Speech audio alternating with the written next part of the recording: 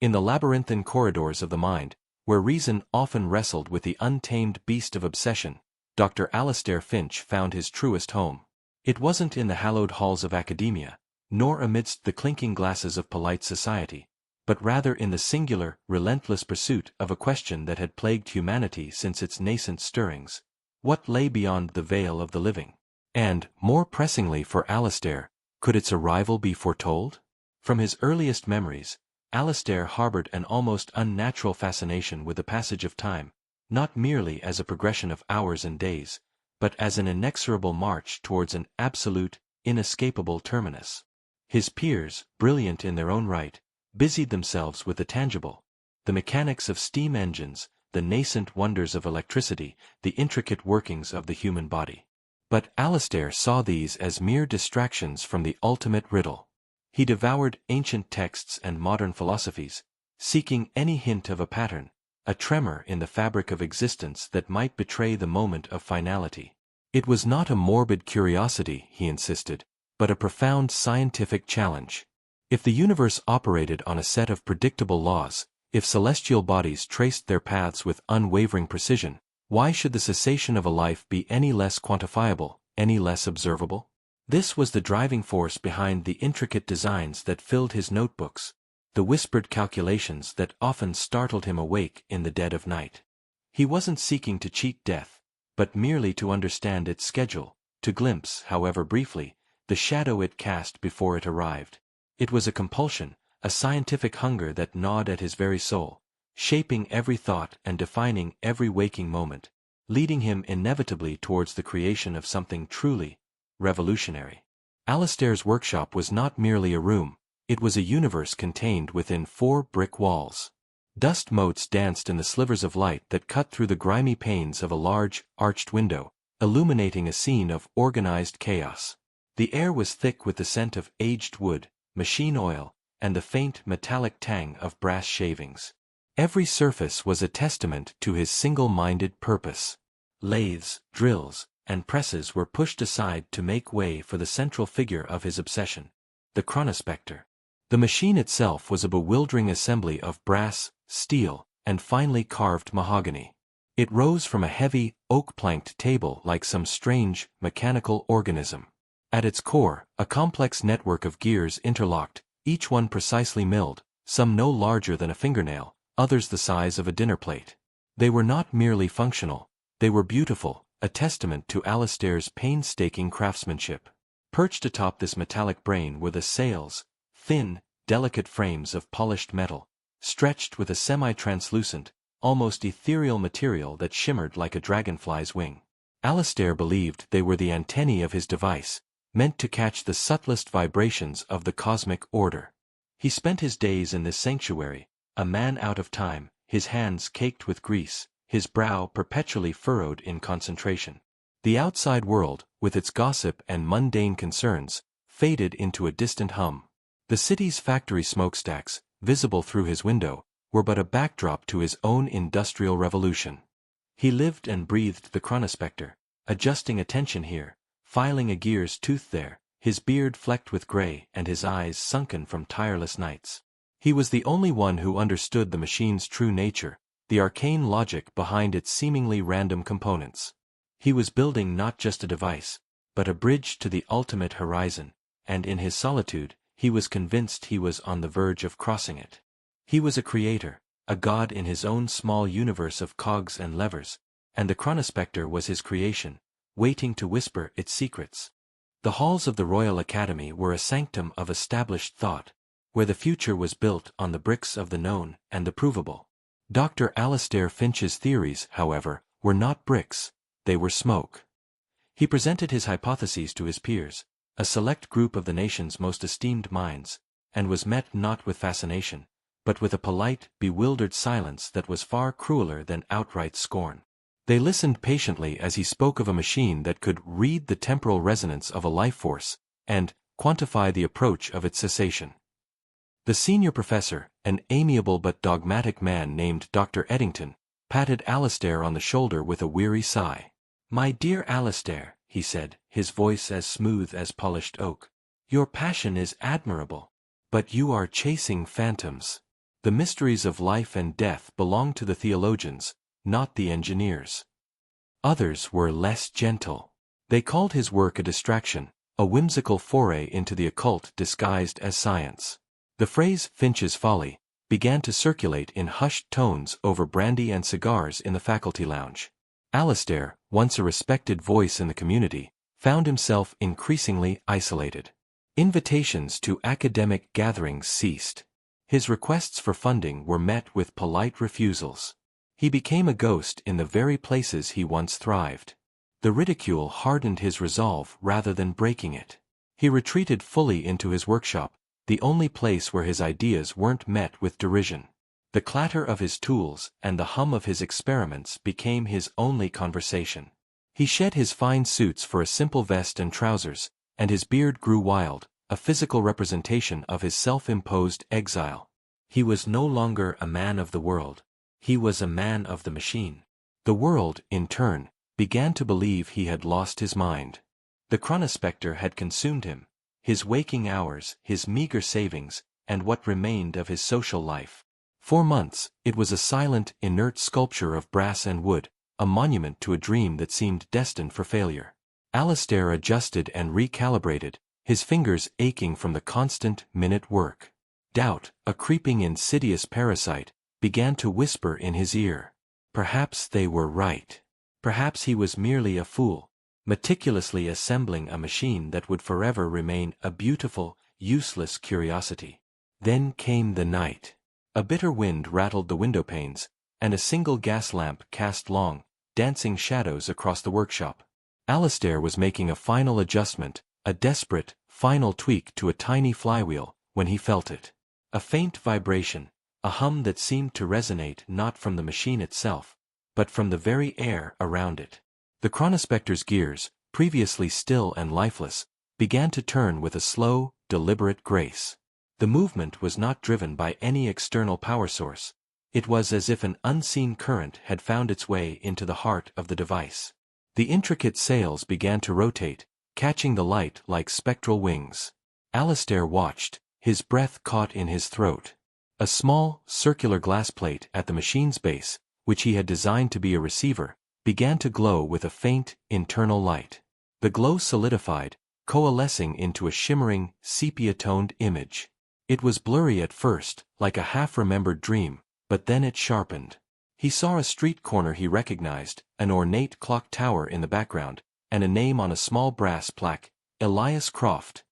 Below the name, etched in what seemed to be a ghostly scrawl, was a date, the following day. Alistair's hands, which had so confidently built the machine, began to tremble. This wasn't a hallucination, it was a tangible result. The Chronospecter had worked. It had provided him with a name and a date, a horrific, impossible prophecy. The exhilaration of scientific triumph warred with a deep, bone-chilling dread. He had peered into the void, and the void had shown him a stranger's face. The machine was no longer an idea, it was a reality, and with that reality came an unimaginable burden. Alistair's morning was a blur of nervous energy and gnawing dread. He had meticulously checked and rechecked the small glass plate, as if the name Elias Croft and the current date might somehow vanish. The face he had seen in the projection was that of a man he didn't know, a stranger whose life was about to become the ultimate test of his invention. Alistair found himself torn between the thrill of a scientific breakthrough and a profound, personal horror. Was it his duty to warn this man? To interfere with what the machine proclaimed was a certainty? He wrestled with the ethical paradox for hours, his hands gripping the edge of his workbench until his knuckles were white. He was a scientist, not a prophet. His purpose was to observe, not to intervene. Overwhelmed, he decided he must, at the very least, bear witness. He sought out the street corner from the Chronospecter's vision and found the very plaque he had seen, the office of Elias Croft, attorney at law. Alistair lingered across the street, his heart pounding in his chest. He saw a man who fit the projection's description leave the building and head towards a waiting carriage. Alistair's breath caught. He was alive. The machine was wrong. A wave of relief washed over him, quickly followed by a crushing disappointment. His life's work, it seemed, was nothing more than a magnificent failure. Then came the scream. A runaway horse, spooked by a sudden noise, bolted down the street, its carriage careening wildly. The horse's hooves struck the man, Elias Croft, with brutal force, sending him sprawling. A crowd gathered instantly, and Alistair, rooted to the spot, watched in a daze as the man was carried away, his form limp and lifeless. Later, a newspaper headline confirmed the tragedy. Prominent attorney Elias Croft dies in tragic accident. Alistair returned to his workshop, the triumph of scientific validation utterly eclipsed by the grim reality of what he had witnessed. The machine had not just shown him an image, it had shown him a truth. It was more than a creation, it was an oracle of death, and he was its sole audience. He was no longer just an inventor.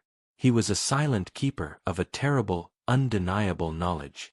The initial horror of the Elias Croft incident was, in a strange and terrible way, a catalyst. It transformed Alistair's morbid curiosity into a cold, scientific discipline.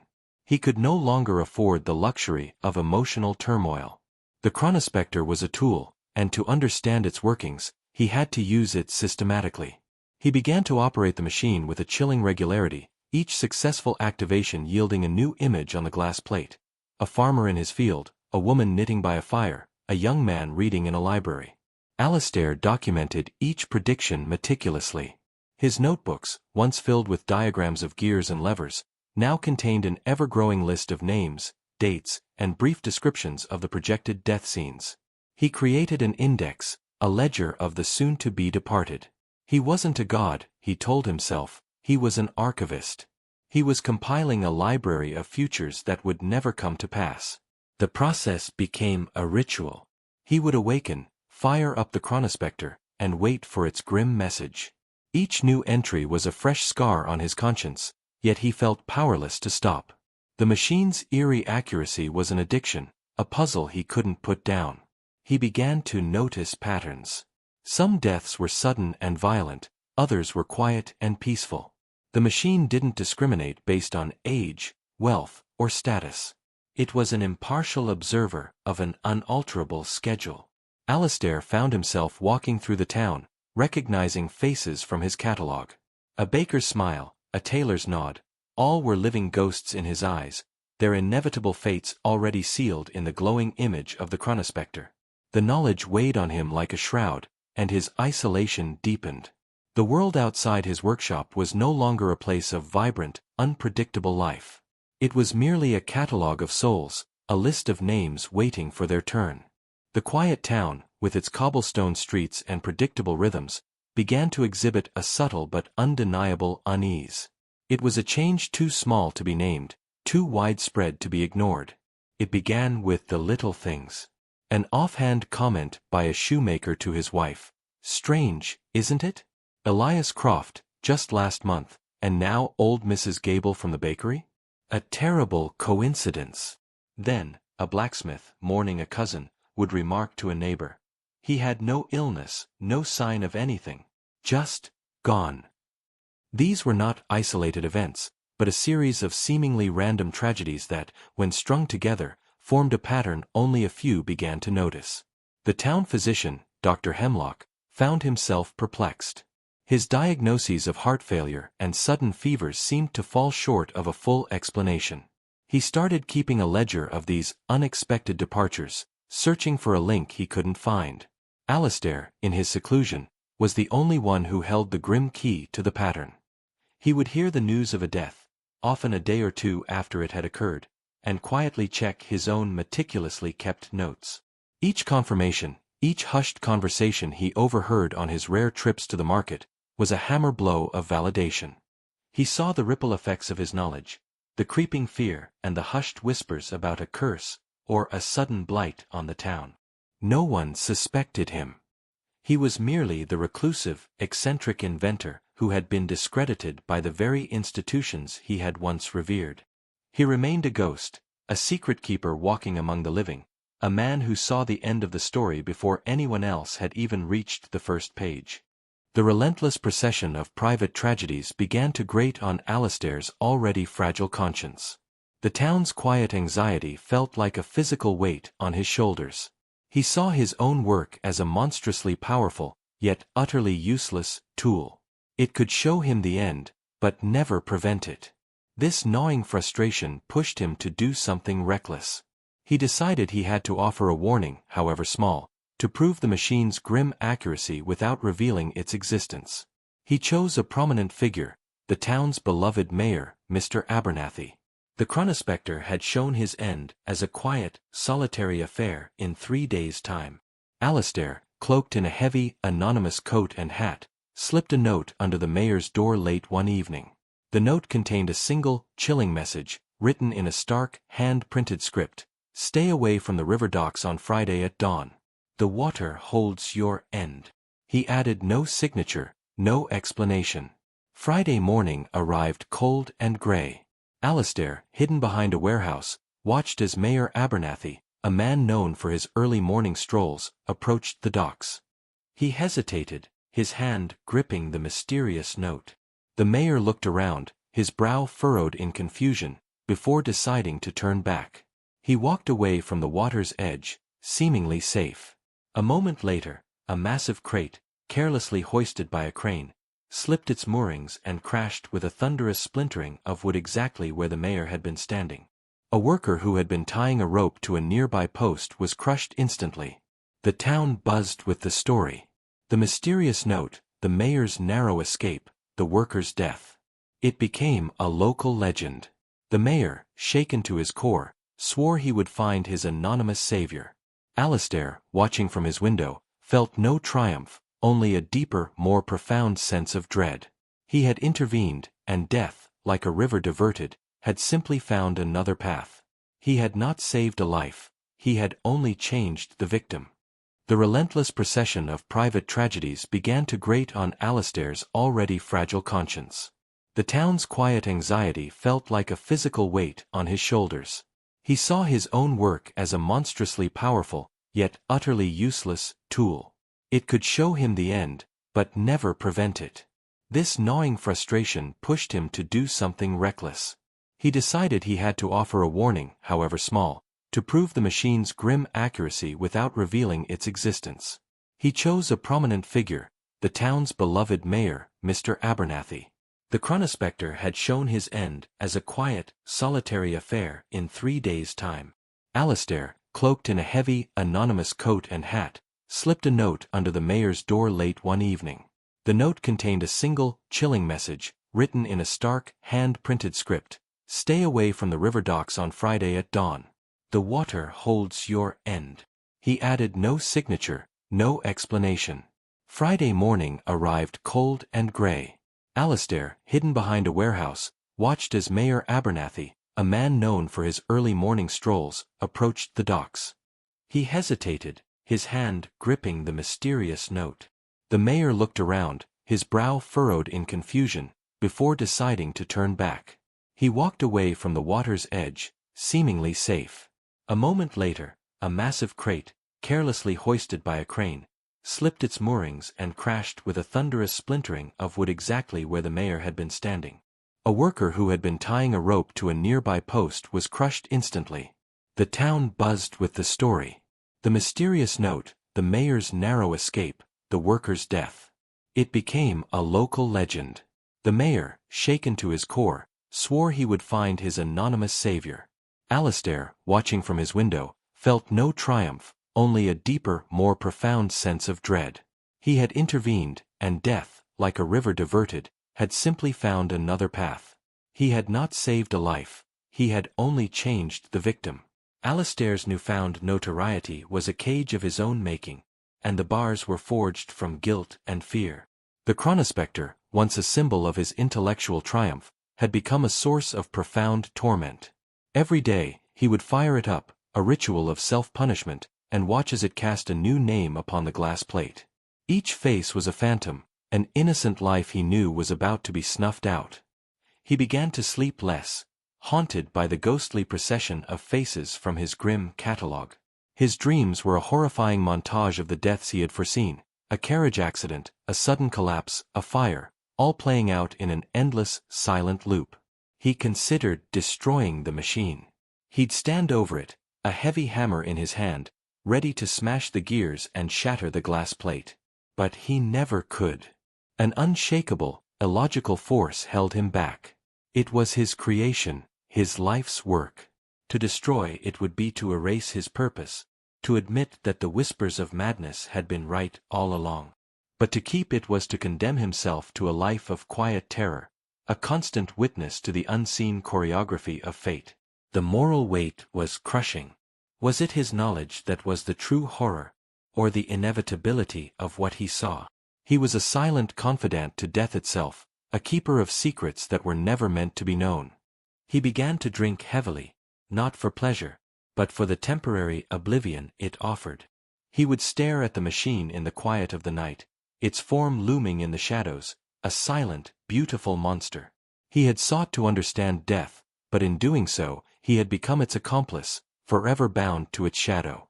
The town's initial fascination with Alistair's strange power was a fragile thing, easily shattered by fear. The mayor's miraculous escape was a distant memory, replaced by the more recent, unsettling parade of unexpected deaths. The whispers that had once hinted at a benevolent spirit now began to twist and curdle into something far more sinister. How could one man know of such things unless he was somehow complicit? The narrative shifted with terrifying speed.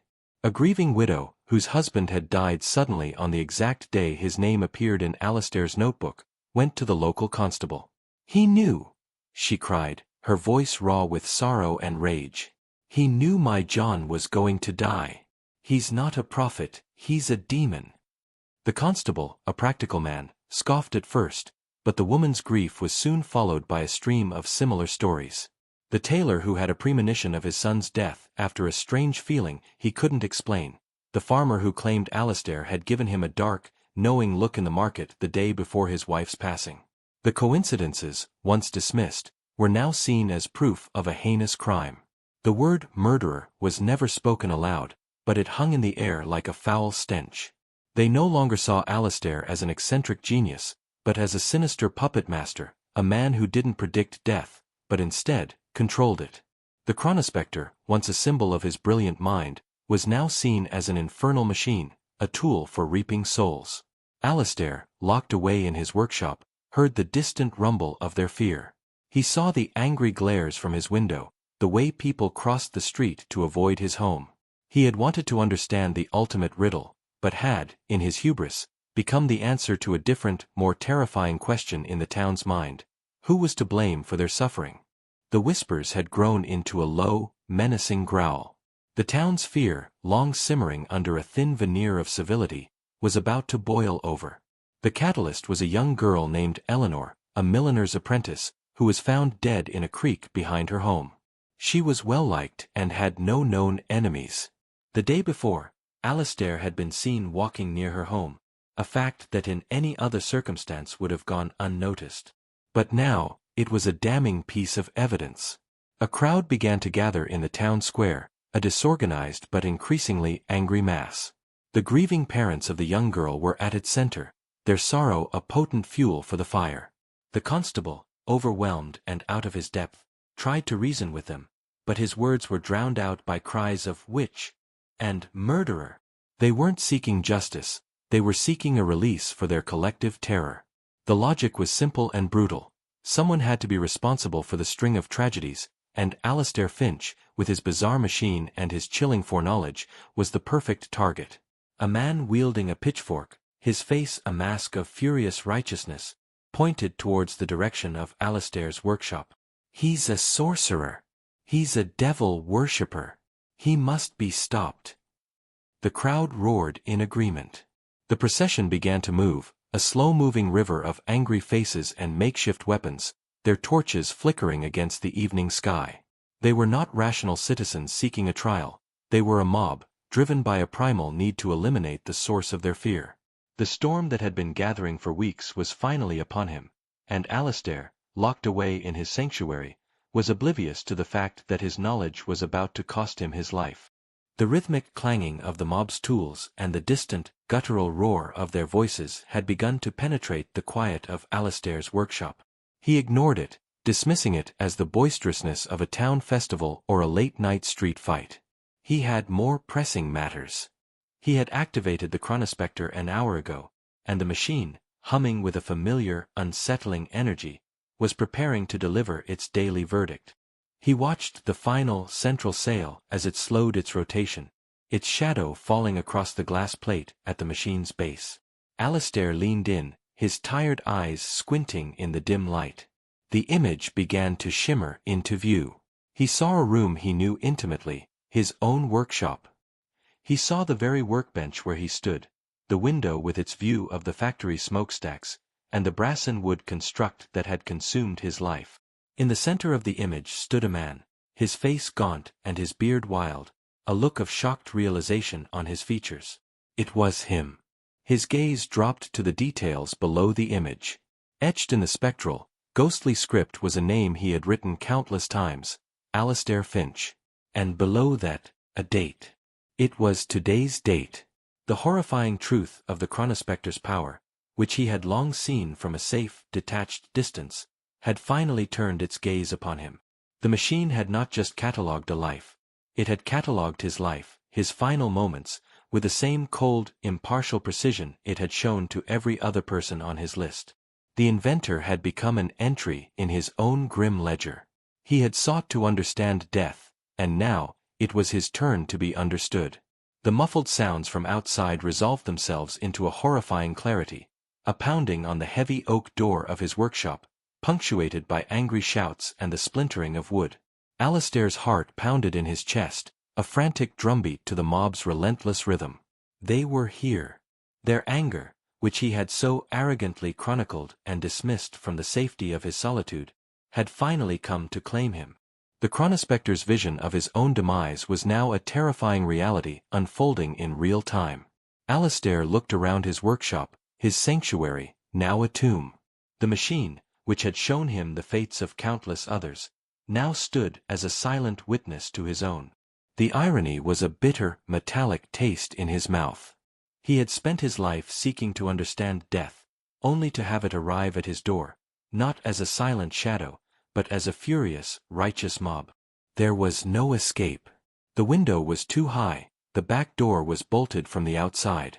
With a final, shattering crack, the door gave way, bursting inward from its hinges. The mob spilled into the workshop, a flood of torchlight and seething faces. Their eyes, wide with a mixture of fear and fury, fell upon Alistair, then upon the strange, alien form of the Chronospecter. "There it is!" someone screamed, pointing a shaky finger. "The devil's machine!" Alistair raised his hands in a futile gesture of surrender, his face pale with a resignation that was not cowardice, but a profound understanding of the inevitable. He saw the fury in their eyes, the fear, the thirst for an end to their suffering, and he knew that nothing he could say would matter. He had seen his end in the machine, and now it had arrived, not by accident, but by the will of the very people he had sought to understand. The final act of his life was to be a confirmation of his own final, grim prophecy. The fate of Dr. Alistair Finch was never officially recorded. The town, in a desperate and unspoken pact, buried the incident as a tragic accident or a fit of madness. The workshop, so recently a beacon of sinister power, was found burned to the ground the next morning. All that remained was a pile of smoldering embers and twisted metal. There was no body, no trace of Alistair, and most importantly, no sign of the Chronospecter. The town, believing its source of terror had been purged, began to slowly heal. The stream of unexpected deaths seemed to cease, and a fragile sense of normalcy returned. But a new kind of fear, born from a chilling possibility, took its place. What if Alistair Finch hadn't been a murderer, but a victim? What if the machine had been real? The townspeople had destroyed the only thing that could have answered their questions, the only tool that could have shown them the truth. In their blind fury, they had acted on a terrifying prophecy, fulfilling the very fate Alistair's machine had predicted. The legend of the mad inventor and his dark machine became a cautionary tale whispered by elders to children. It was a story of a man who saw too much, who sought to unveil a secret that was never meant to be known. The Chronospecter, though physically gone, cast a long shadow over the town's memory. It was said that on certain clear nights, The faint hum of a mysterious device could still be heard on the wind, a ghostly resonance of gears turning in the darkness, waiting to whisper its secrets to the next soul foolish enough to listen. The end of Alistair Finch was not a conclusion, but the beginning of a legend, a grim reminder that some truths are too heavy for humanity to bear.